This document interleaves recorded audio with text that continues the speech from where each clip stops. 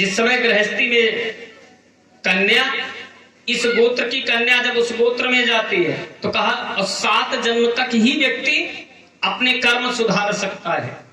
तो इसलिए कहा 7 दिन, इसकी ताकत इसके आगे नहीं है, इसलिए चलो 7 दिनों तक के लिए रख लो। और ये 7 दिन का ही भागवत नाम सत्संग था। हमने उस दिन कहा था ना कि संकल्प वाली कथा नहीं है, ये सत्संग रूपी कथा है। इस पे अगर 7 दिनों में केवल एक अक्षर हो जाए, किसी का कोई कथानक न हो, केवल गोविंद का नाम 7 मिनट तक हो जाए, मान लो कथा पूर्ण हो गई। इस कथा को पूर्ण करने की क्षमता इस धरती में, इस मृत्यु लोक में नहीं है किसी की। 7 दिनों का राशन पानी सबने रख लिया अपनी अपनी गाड़ियों में और गए, और भगवान श्री कृष्ण कहते हैं आ जाओ आ जाओ। वहां से प्रसन्नता पूर्वक निकले और इसके बाद इति कृत्वा मतिं कृष्णो गोवर्धन महीधरम, भगवान ने गोवर्धन पर्वत धारण कर लिया। किसमें? लीलयामास उत्पाटि करकरीने वधारयामास लीलया। लीला लीला में ही उस गोवर्धन पर्वत को भगवान ने अपनी उंगली में धारण कर लिया। गोपांश हक्षोरि समुत्पाटति भूधरः विशद्धमत्र त्वरिताकृतं वर्षनिवारणम्। आओ शीघ्र आ जाओ, पर्वत के नीचे आ जाओ, मैंने वर्षा के बचने का प्रबंध किया है। 7 दिनों तक महाराज इंद्र घनघोर वर्षा करते रहे, जब किसी का कुछ नहीं बिगाड़ पाए, जब किसी का कुछ नहीं बिगाड़ सके, तो आज ग्वाल बाल गोपिकाएं भगवान की आराधना करने लगे।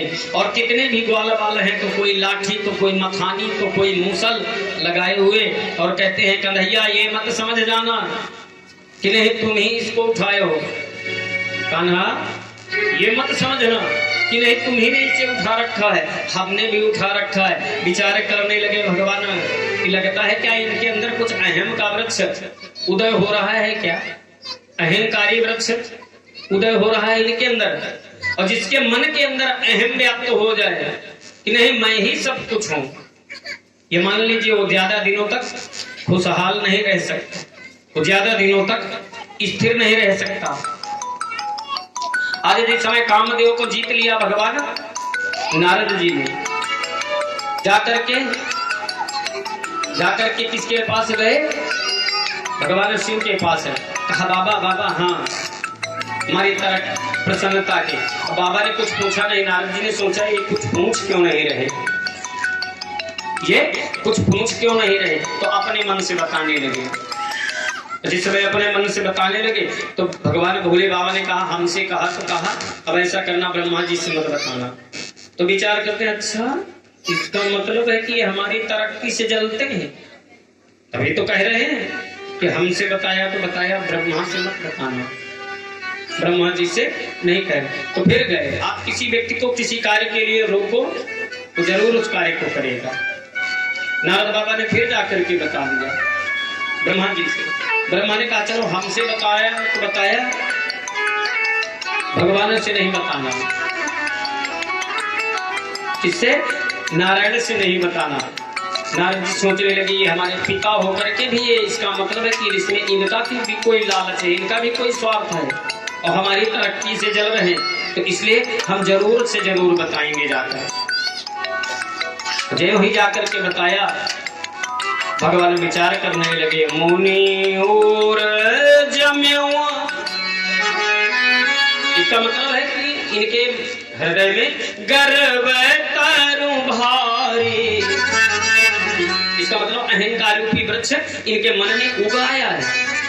तो ताही डारी हो बेग उखारी, भगवान फिर उसको उखाड़ देते हैं। आरी से कटा हुआ, कुल्हाड़ी से कटा हुआ वृक्ष हरा हो जाता है, लेकिन क्या होता है आरी और कुल्हाड़ी से कटा हुआ वृक्ष एक बार फिर से हरा भरा हो जाता है, लेकिन उखाड़ा हुआ वृक्ष जो जड़ सहित उखाड़ दिया जाए फिर वो हरा भरा नहीं होता है।